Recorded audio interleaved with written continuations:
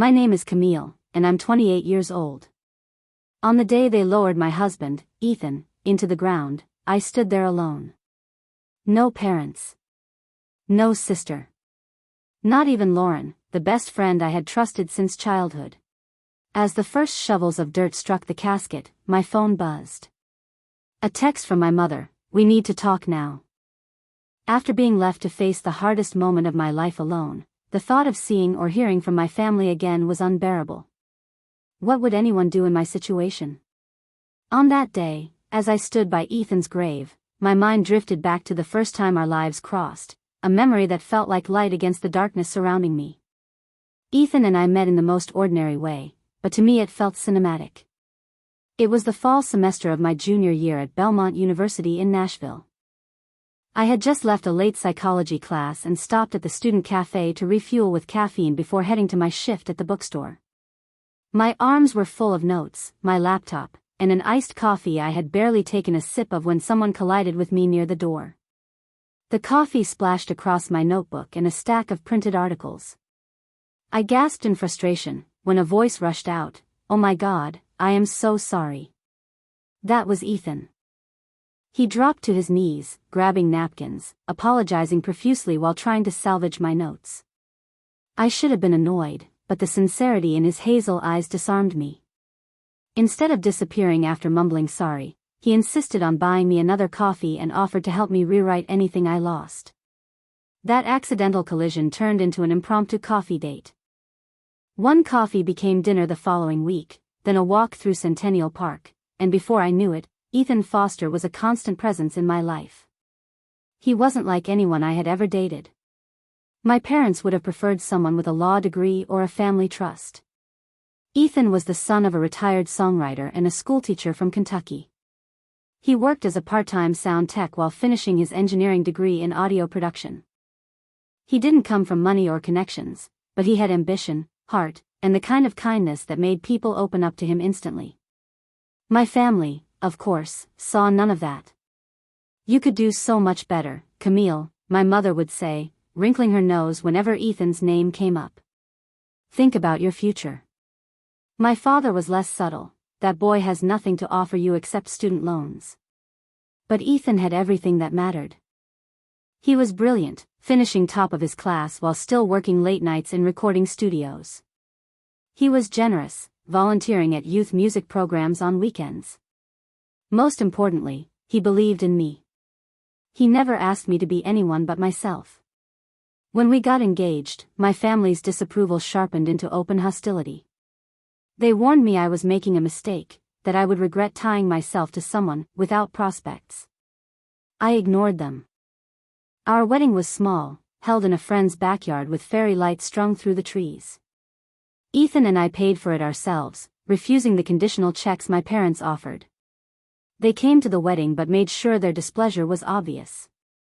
My father stayed glued to the bar, my mother whispered criticisms about the simple catering, and my sister Maya spent the night posting selfies from the event with captions that barely mentioned me. The only person I truly leaned on from my childhood was my best friend, Lauren. She had been my constant since middle school, the one who sat with me when my parents forgot my dance recitals, the one who defended me when Maya outshone me yet again. At the wedding, though, even Lauren seemed pulled into Maya's orbit, spending more time laughing with her than standing by me as maid of honor. I noticed it, but pushed the thought away. At least she was there. Ethan and I started our marriage in a modest East Nashville apartment. He landed a full-time job at a small but growing music production studio, while I began working as a marketing coordinator. We didn't have much, but we had each other. Weekends were for exploring new restaurants, going to concerts, and dreaming about buying a little house with a porch swing. We wanted children one day, maybe a dog, the kind of ordinary dreams that felt extraordinary when they were ours. The contrast between my marriage and my family life only grew sharper with time. Every holiday gathering was an exercise in endurance. My parents critiqued our apartment size, Ethan's career, the fact that we weren't pregnant yet. Meanwhile, Maya received endless praise for her job at a prestigious law firm, her glamorous friends, her designer wardrobe. "When are you going to give us grandchildren, Camille?" my mother would ask, her tone sharp with expectation. 10 minutes later, she would turn to Maya with indulgent smiles. Take your time, sweetheart. Focus on your career. There's no rush. The double standard was blatant, and Ethan saw it clearly. Under the table at dinners, he'd squeeze my hand, silently reminding me that I wasn't crazy, that what I felt was real. Lauren witnessed it too. More than once, she whispered, "Your family is tough, Cam, but they love you in their way." I nodded, not believing it, but grateful for her attempt to comfort me. What I didn't realize then was how deeply she was absorbing their perspective, that maybe, just maybe, I was less deserving of their attention, that maybe their treatment of me was justified. I didn't know it then, but that subtle shift, in her, in them, in the fragile web of loyalty I thought I had, was the beginning of the end. Everything shifted 6 months ago. Ethan had been complaining of constant abdominal pain, the kind that Advil never touched. He brushed it off as stress, too many late nights at the studio, not enough sleep, too much coffee. Then one crisp October morning, he collapsed in the kitchen, doubled over in agony. At the hospital, the words came quickly and brutally: stage 4 pancreatic cancer. The prognosis was less than a year, even with treatment. I remember staring at the doctor's lips moving, but the world around me went muffled, like I was underwater. I called my parents immediately. My voice cracked as I told them Ethan had pancreatic cancer. There was a pause, then my mother's flat response: "That's awful, dear. Did you get a second opinion? Doctors exaggerate." "Mom, we saw 3 specialists. They all said the same thing." "Well," she said, her tone already drifting, "sometimes these things resolve themselves. You just need to stay positive." "Oh, and Camille, did Maya tell you she thinks Daniel is going to propose? We might have a wedding to plan soon." Just like that, the conversation shifted from my husband's death sentence to my sister's love life. I hung up, my chest hollow, but not surprised. When I told Lauren, her initial reaction was everything I needed: tears, hugs, promises to help however she could. But as the weeks stretched on, her presence faded. There was always a reason she couldn't come: work deadlines, family obligations, migraines. "I'll visit this weekend, I swear," she'd text, only to cancel at the last minute. Meanwhile, Ethan endured hell. Radiation left him nauseated and weak. Chemotherapy stripped him of his hair and 20 pounds from his already lean frame. I took family medical leave, draining our savings just to be by his side. I learned to give him medications, to manage his diet when he could eat, to clean up when he couldn't hold anything down. I became his nurse, advocate, and caretaker, still trying desperately to be his wife too. Through it all, my family remained distant shadows.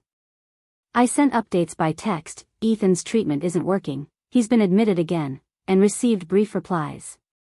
Prayers for Ethan. Hope he feels better soon. Maya never came once. My parents visited only after I begged, and even then, they stayed half an hour before leaving with obvious relief. Lauren managed 2 hospital visits. Both times she stood awkwardly by the bed, looking like she couldn't get out fast enough. People show up differently in a crisis, Ethan told me one night as I cried beside his hospital bed. His voice was weak, but steady. "Some can't handle watching someone they love suffer. Don't hate them for it." Even in the worst pain of his life, he was making excuses for them. For the people who should have been there for us. For the people who chose not to. And the cruelest part was that I believed him. I wanted to. But somewhere inside, I knew he was wrong. Because love isn't about convenience. It's about showing up. And my family, my so-called best friend, couldn't even do that. As Ethan's condition worsened, life outside our hospital room marched on without pause. And then, in the middle of December, came the announcement I had been dreading: Maya was officially engaged. My mother called me, her voice bubbling with excitement, like champagne fizzing over a glass. "We're planning the most beautiful engagement party," she gushed. "The Peachtree Club in Atlanta has agreed to host, and we already booked the best caterer in the city. Maya wants you to be a bridesmaid, of course." I held the phone so tightly my hand went numb. When is the party? 3 weeks from Saturday, she replied. We want to do it quickly while the weather is still nice for photos. I closed my eyes, my chest sinking. Mom, Ethan isn't doing well. The doctors say he may only have weeks left. I can't leave him. There was silence, then my mother sighed like I was being difficult. Camille, your sister only gets engaged once in her life. Surely Ethan would understand if you took one evening to celebrate with family. He's dying, Mom, I whispered. My husband is dying. Well, she said after a pause, we'll miss you at the party. I'll tell Maya you send your congratulations. The party was scheduled for the same weekend the doctors had told me to prepare for the end. As if anyone could prepare for watching the love of their life fade away at 29. Ethan's decline came faster than anyone expected.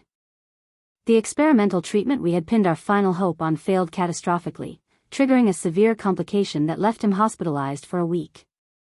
When the doctors stabilized him, his oncologist, Dr. Patel, pulled me aside in the hallway. Her eyes were kind but unflinching. I'm so sorry, Camille. We're out of medical options. At this point, our goal is to keep him comfortable. You may want to consider hospice. Hospice. The word I had dreaded since the first diagnosis. It meant no more fighting. It meant goodbye. That night, I curled up in the stiff recliner beside Ethan's hospital bed, clutching his fragile hand. His skin was pale, his veins stark beneath the surface. I memorized the rise and fall of his chest, the shape of his fingers, even the sound of his shallow breathing. Every moment was slipping through my hands like water. Meanwhile, our savings had been drained to almost nothing. My unpaid leave meant no income for months, and the insurance barely covered the mounting bills. Ethan's parents did everything they could, but they were retired teachers living on fixed incomes. Finally, with my pride in pieces, I texted my father asking for help. His reply came an hour later. We're stretched thin with Maya's engagement party. Maybe next month we can look at our budget. Next month. When Ethan might already be gone.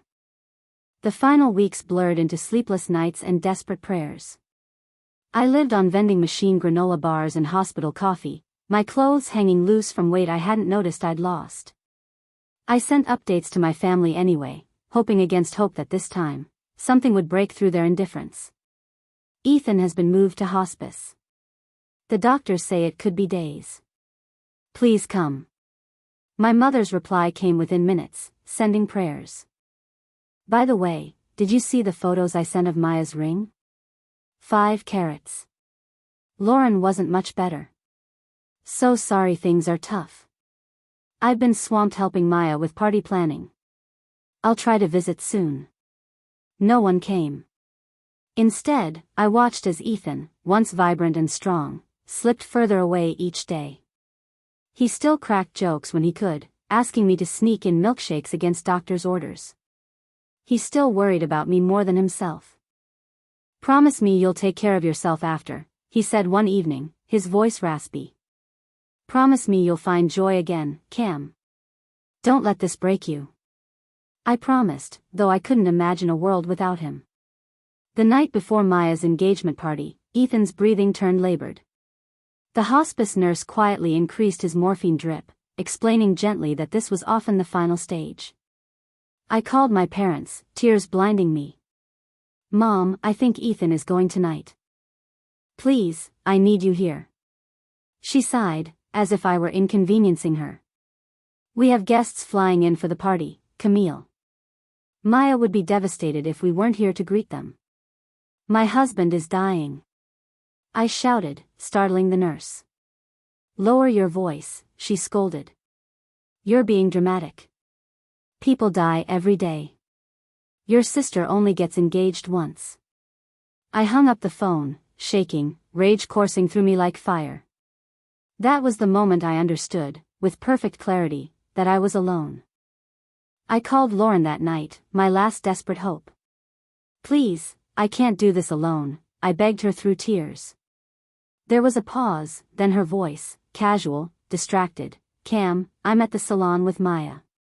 We're getting our hair done for tomorrow. I'm so sorry, but I promised weeks ago I'd help her with all the preparations. I hung up, my hand trembling. Ethan died at 2:14 a.m. His parents and I were at his side, holding his hands.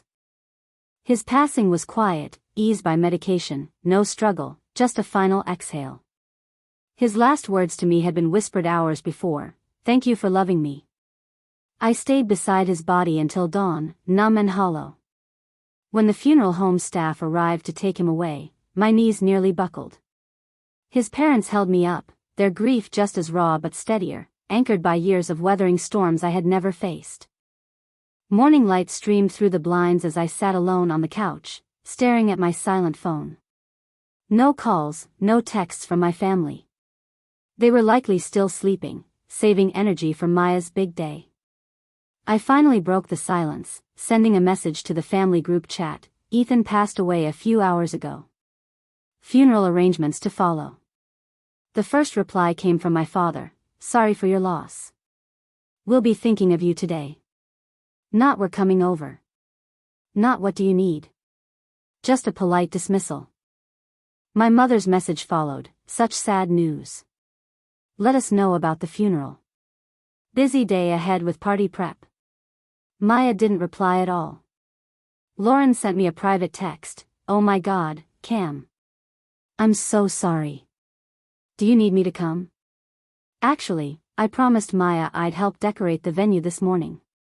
"Can I come by after the party tonight?" I stared at the screen, unable to form words. The next 2 days blurred into a haze of decisions I never wanted to make. Ethan and I had talked about it once, during a lucid stretch in hospice. He wanted a simple service, no religious rituals, just music and honesty. "Scatter some of my ashes at Percy Priest Lake," he'd whispered. "That's where I want to be." So I sat with the funeral director, choosing between caskets and urns, each decision another knife to the chest. I picked a plain wooden casket for the viewing, and a blue ceramic urn the color of his eyes. We wrote an obituary together, a few hundred words that felt woefully inadequate for a life like his. I scheduled the funeral for Tuesday, 3 days after his death. A buffer after Maya's glittering engagement party.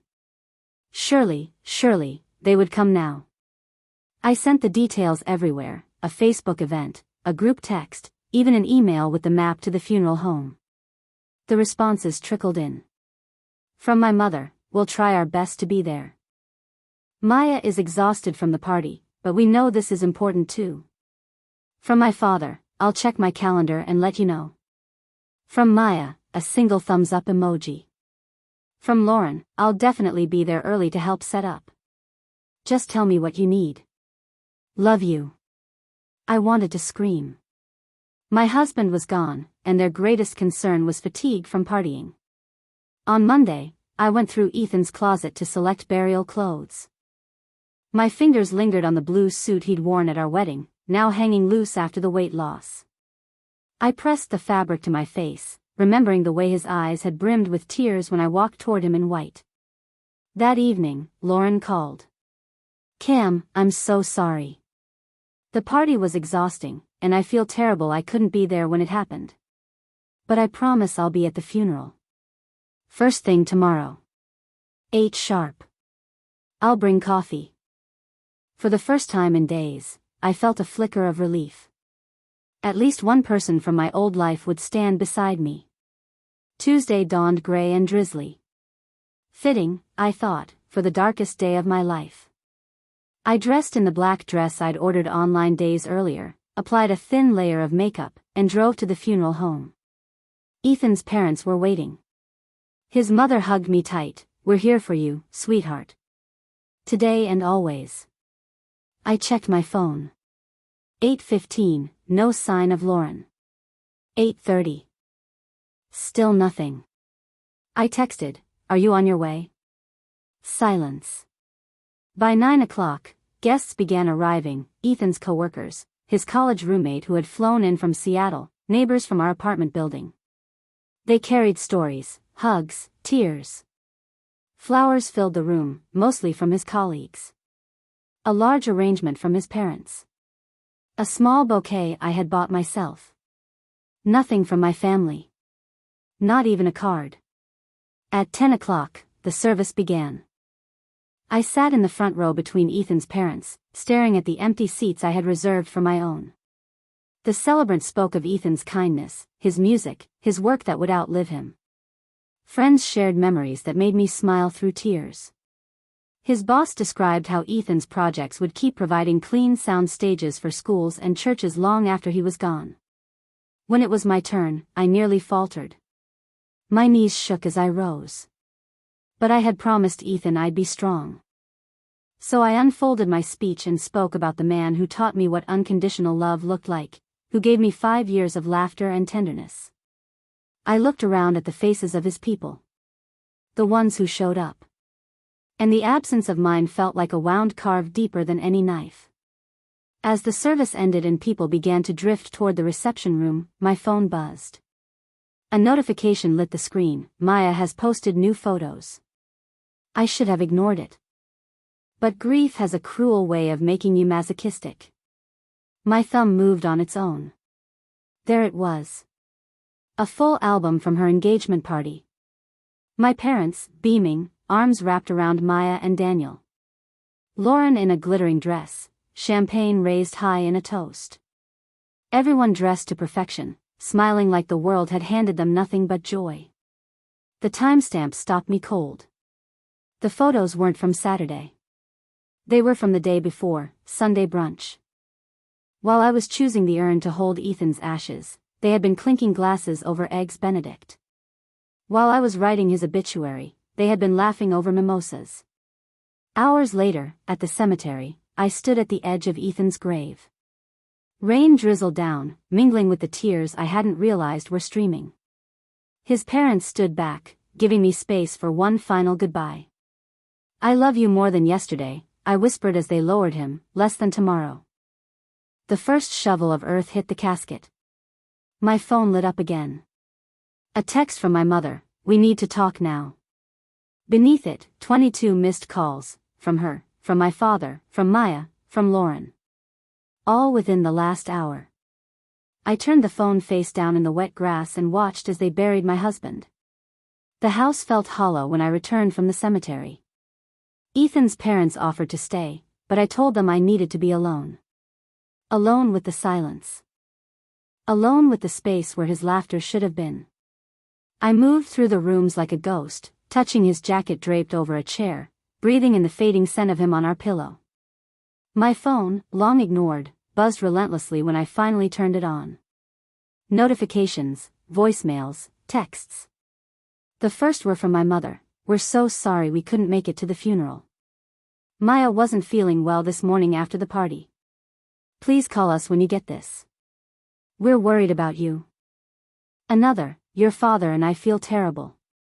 We wanted to be there, but we couldn't disappoint Daniel's parents by leaving the brunch early. We'll come by soon." My father's messages echoed hers, full of vague excuses and half-hearted apologies. "Camille, your mom and I love you. We're trying to balance everything. We'll visit once things calm down." Lauren's texts filled the screen, growing more frantic with each one.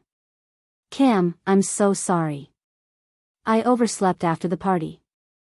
Are you okay? Please respond. I know you must hate me right now. I don't have an excuse. Please let me explain in person. I'll come over tonight if you'll let me." Maya had sent only one message, "Sorry about Ethan. Been busy with engagement stuff. Hope the funeral went okay." I dropped the phone onto the table. My hands were shaking, my chest so heavy it hurt to breathe. How could they possibly justify missing Ethan's funeral? How could they continue celebrating while I was standing alone at his grave? I made myself tea, hands trembling as I poured water into the mug. That was when a new email pinged. The subject line, "You should see this." It was from Caleb, one of Ethan's co-workers who had come to the funeral. His message was brief: "I happened to be at the Grand Hyatt yesterday for a meeting. Your family was there celebrating. I thought you should know what was said. I'm so sorry, Camille." Attached was a video file. My breath caught. My finger hovered before I pressed play. The camera had been held at a distance, but the audio was clear. The Hyatt's terrace sparkled with flowers and balloons. My family sat at a long table, champagne glasses raised. Daniel stood first, giving a toast about his love for Maya. Everyone clapped. Then Maya stood, swaying slightly, her smile wide. "Thank you all for coming to celebrate us," she said. "Especially my parents, who managed to throw this party despite all the drama with my sister." Laughter rippled through the group. She continued, "Seriously though, Camille always has some crisis. First marrying that nobody audio tech, now making his illness the centerpiece during my engagement." I froze, bile rising in my throat. My mother patted Maya's arm but said nothing. My father nodded along. Then Lauren's voice joined, light, joking. "Camille does exaggerate. Remember in high school when she thought she deserved valedictorian? Or when she acted like her college graduation was a big deal?" More laughter. My mother leaned closer to the table, voice carrying just enough. "She even called last night, saying Ethan was dying and that we all needed to rush over, the night before the party. So inconsiderate." Maya raised her glass. "Here's to family who knows what really matters." The screen blurred as tears stung my eyes. My hand clamped over my mouth to keep from screaming. I stopped the video and dropped the phone onto the couch, suddenly sick. It wasn't just that they hadn't shown up. They had mocked me. Mocked Ethan. Mocked his death as though it were an inconvenience. With shaking hands, I scrolled through my old texts with Lauren. Just weeks earlier, she had asked about Ethan's prognosis. I had told her honestly the doctors didn't think he had much time left. The very next day, Maya announced her engagement party date, scheduled squarely in that narrow window. It hadn't been bad timing. It hadn't been coincidence. They had chosen. They had chosen her celebration over my devastation. And I was left to carry it alone. After watching that video, I didn't sleep. I sat on the couch with the lamp burning until morning, replaying their voices in my head. My sister mocking Ethan as nobody. My mother dismissing me for calling during his final hours. Lauren laughing along like it was all just a harmless joke. The grief I had been drowning in curdled into something sharper. Rage. Betrayal. A bone-deep clarity that made me feel like I was finally seeing the truth I'd been avoiding for years. The next day, a text from my mother appeared. "Your father and I need to talk to you about the family trust.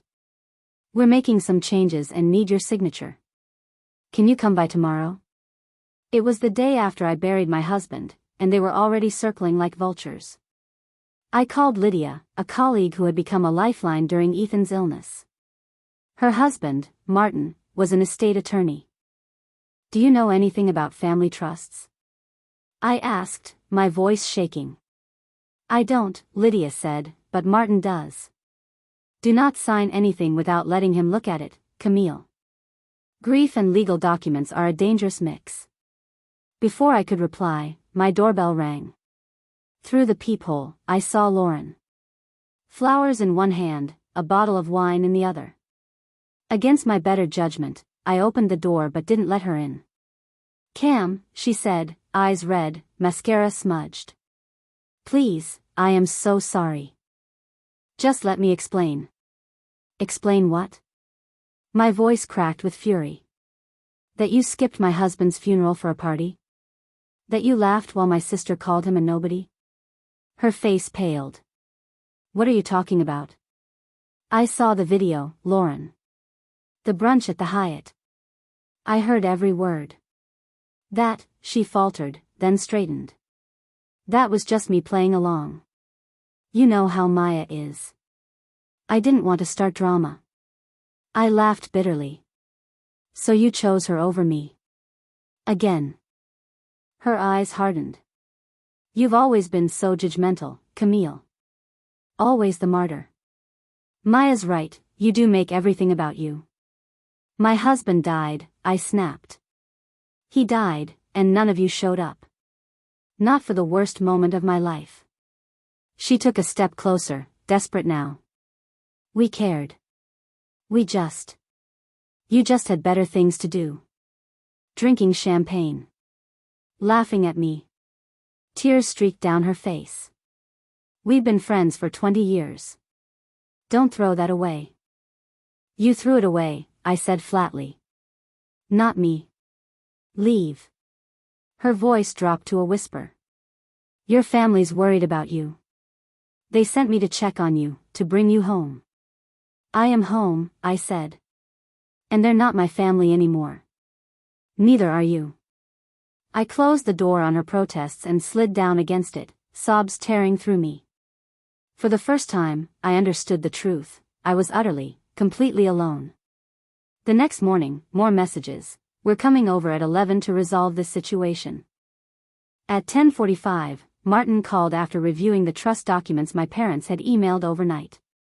Camille, they're trying to disinherit you. This amendment would remove you from the trust completely, redirecting everything to Maya. They need your signature because the original trust split it evenly. The room tilted. They want me to sign away my inheritance. The day after Ethan's funeral. I'm afraid so, he said gently. Do not sign. Get your own lawyer. And Camille? Whatever they say today, remember, you have the power to say no. At precisely 11, the doorbell rang. The security camera showed my parents, Maya, and Lauren all clustered on my porch. My stomach knotted, but I opened the door.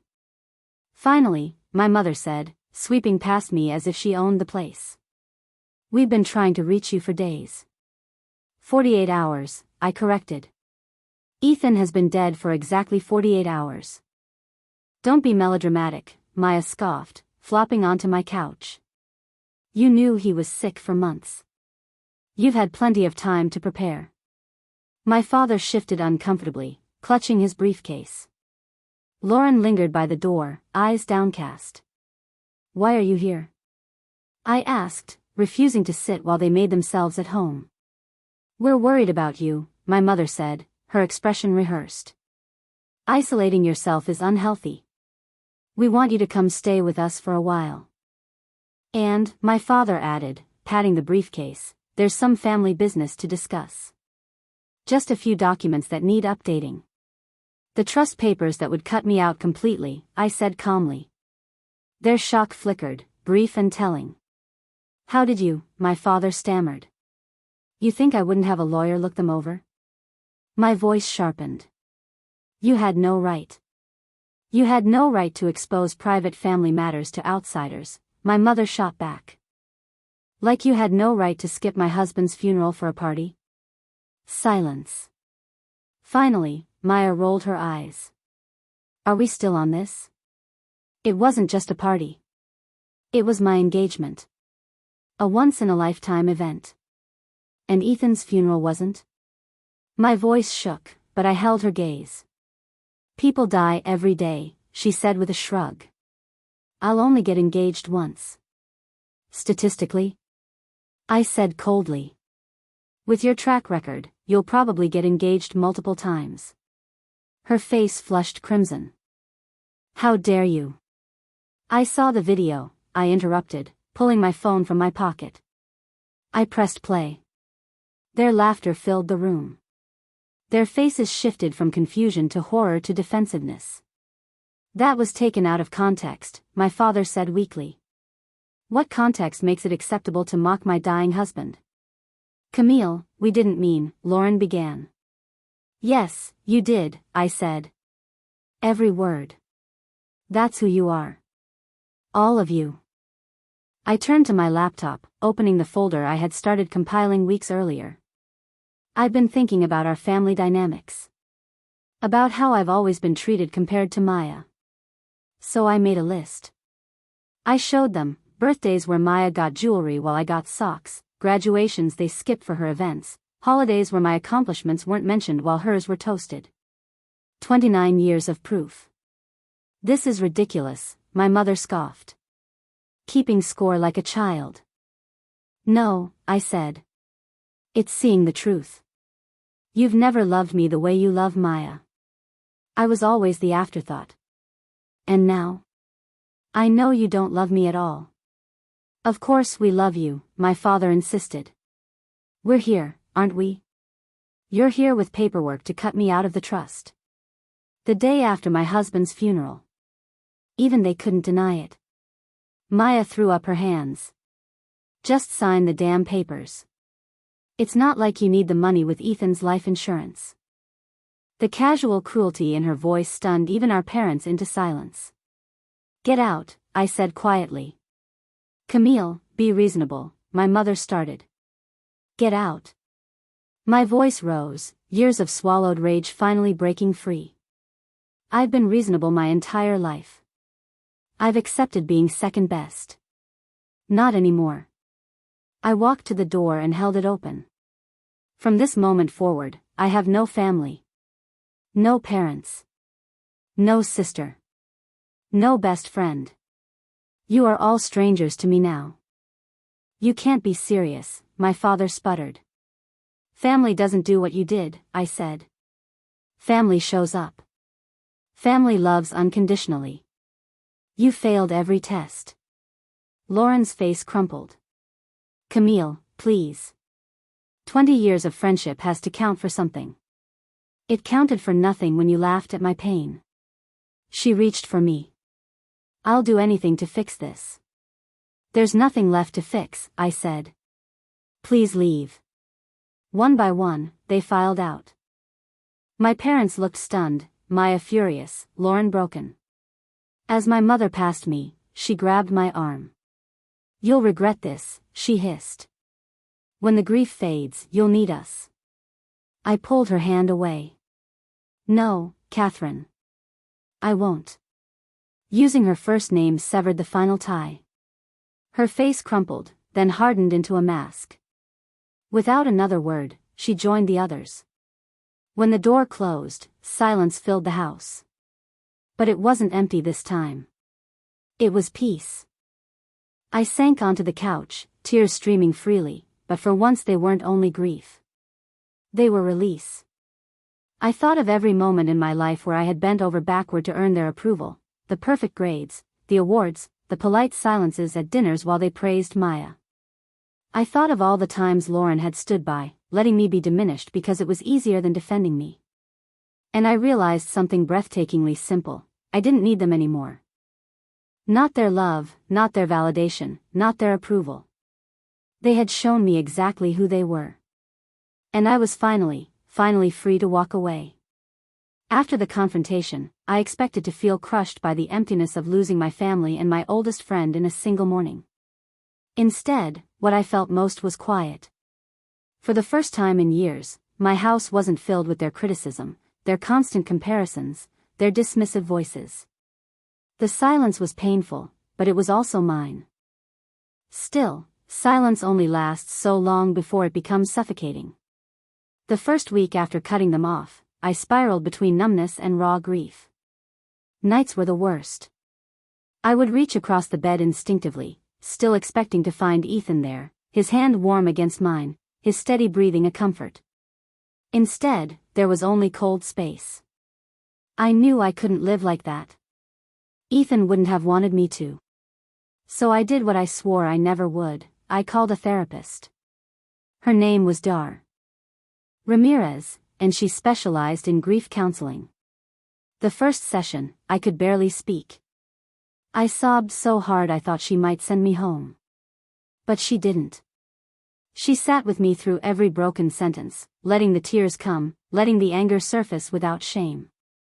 You've been carrying more than anyone should, she said gently. And you've been doing it alone.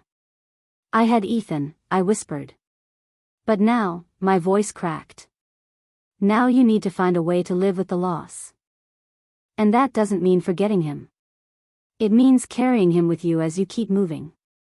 For the first time in months, I felt something other than despair, the faintest glimmer of hope.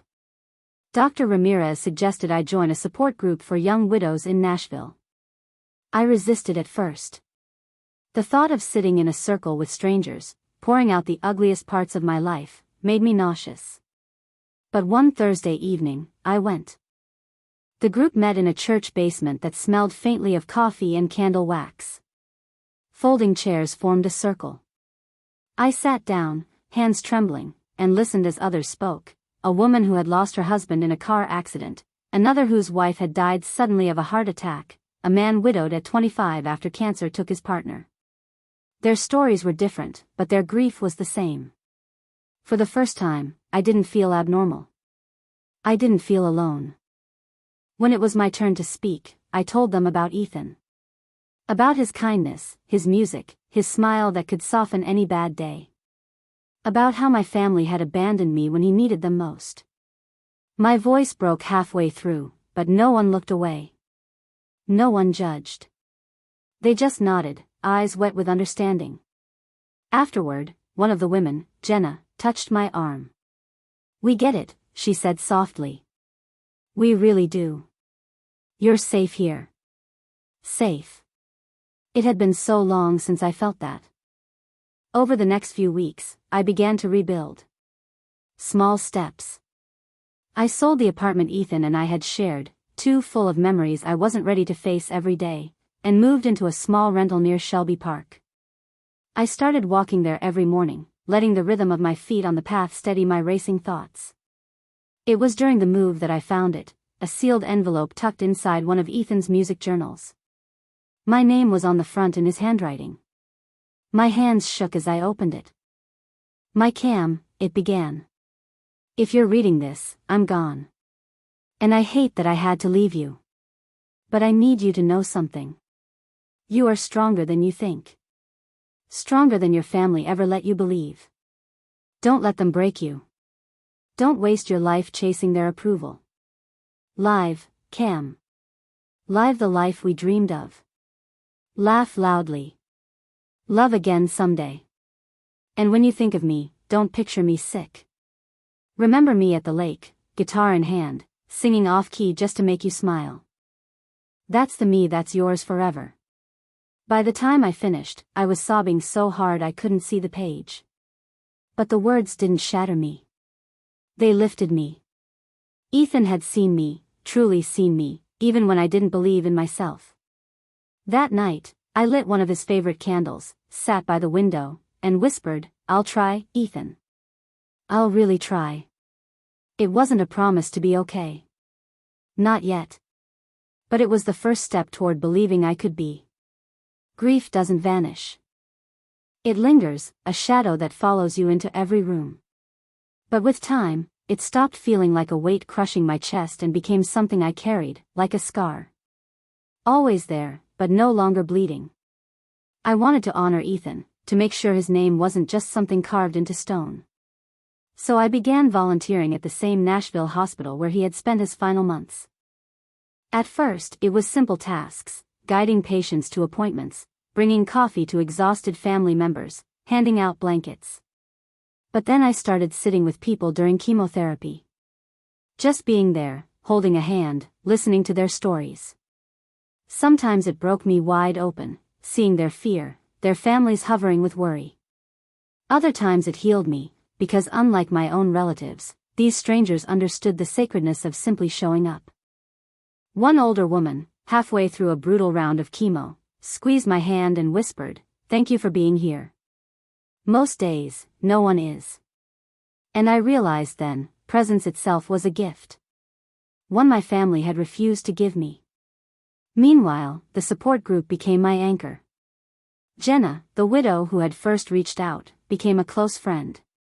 We walked the park trails together, shared late-night texts when sleep wouldn't come, laughed about things our partners used to do. For the first time since Ethan's death, laughter didn't feel like betrayal. I also began to write. At first, it was just journaling, messy and raw.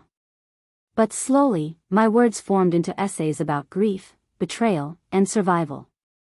I posted a few online, never expecting much. To my surprise, they spread quickly. Messages poured in from strangers across the country. "Thank you for putting into words what I couldn't." I thought I was the only one who felt this way. It didn't bring Ethan back. Nothing could. But it gave his life, and his loss, meaning beyond my own pain. Then, almost a year after Ethan's passing, my family tried to claw their way back into my world. It started with a voicemail from my father.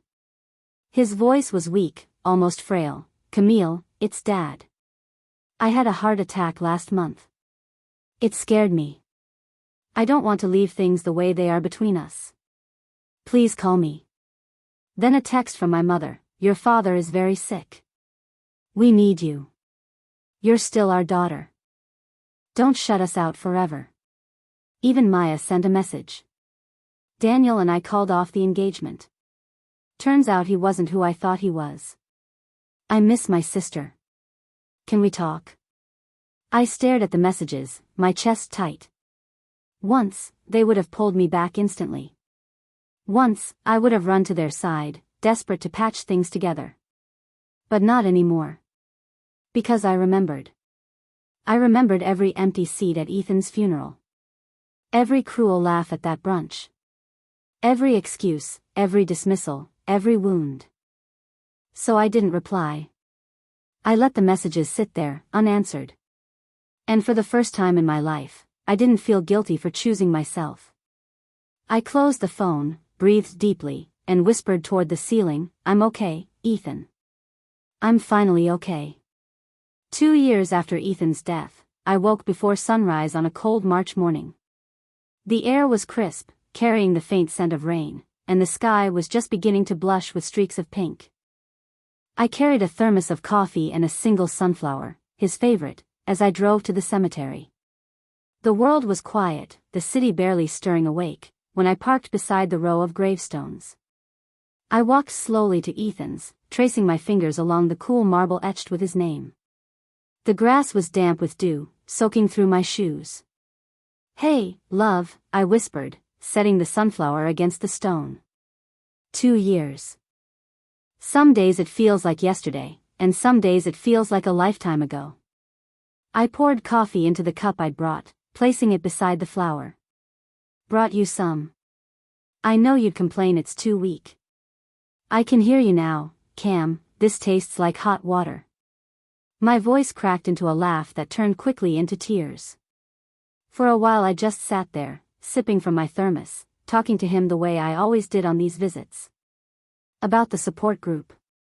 About the essays I'd been publishing online that had gained a small following. About how Jenna and I were planning to co-lead a grief retreat in the fall. "I think you'd be proud," I said softly. "I think you'd tell me I finally stopped letting everyone else decide who I was."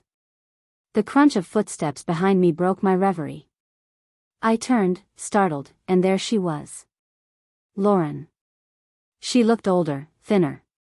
Her hair was pulled back carelessly, dark circles under her eyes.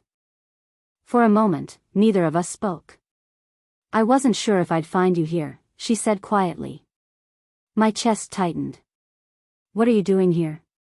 She glanced at the stone, then back at me. "I needed to say I'm sorry. Not just a text or a voicemail. Face to face." I stood, wary, my pulse quickening. "It's been 2 years, Lauren." "I know," she whispered. "I was a coward. I let Maya dictate everything. I thought if I stayed in her good graces, your family would accept me too. I didn't realize until it was too late what that cost. I betrayed you. I betrayed him." Her eyes filled with tears. "I can't undo it. But I live with it every day."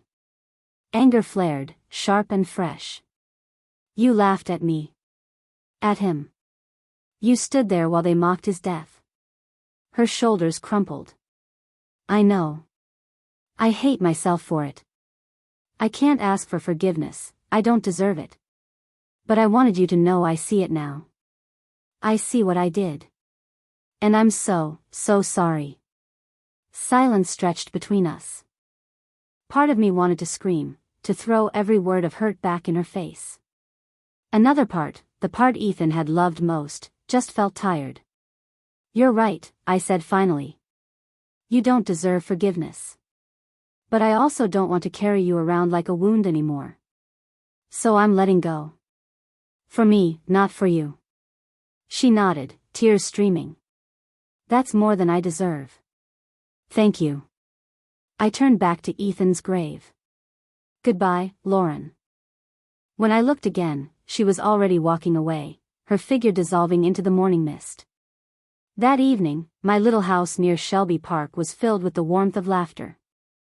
Jenna sat at my kitchen table, telling a ridiculous story about her first date since losing her husband. 2 other women from group, Claire and Denise, were helping me dish out pasta. Ethan's parents had driven down from Kentucky, bringing a pie his mother insisted on baking. We ate together, glasses clinking, voices overlapping, the kind of chaos that felt alive instead of suffocating. At one point, Ethan's dad leaned across the table and said, "He'd be so proud of you, Camille. You've built something beautiful out of something unbearable." After dinner, I stepped outside with my glass of wine. The air was cool, stars beginning to puncture the sky. I thought about the girl I had been 2 years ago, desperate for scraps of affection from people who would never give it, clinging to a family that only valued me when I was useful. And I thought about the woman I was becoming, scarred, yes, but stronger, clearer, no longer begging to be seen. Inside, Jenna called my name, laughter echoing through the windows. I smiled, whispering into the night, "I did it, Ethan. I chose better. I chose people who show up." The wind rustled the trees, and for just a moment, I swore I felt his presence beside me, warm and steady. I closed my eyes and let the peace settle in. For the first time since losing him, I wasn't defined by absence. I was defined by the life I was building. And I knew, somehow, that was exactly what he wanted. If you're dealing with grief or complicated family dynamics, know that healing is possible. It takes time and doesn't always follow a straight line, but you can create a life with real love and connection. Have you ever had to set boundaries with family? What helped you put yourself first? Share your experience in the comments, and if this resonates, feel free to subscribe for more conversations about resilience and growth. Sometimes the family you choose ends up being the one that matters most. Sending you strength as you find your way.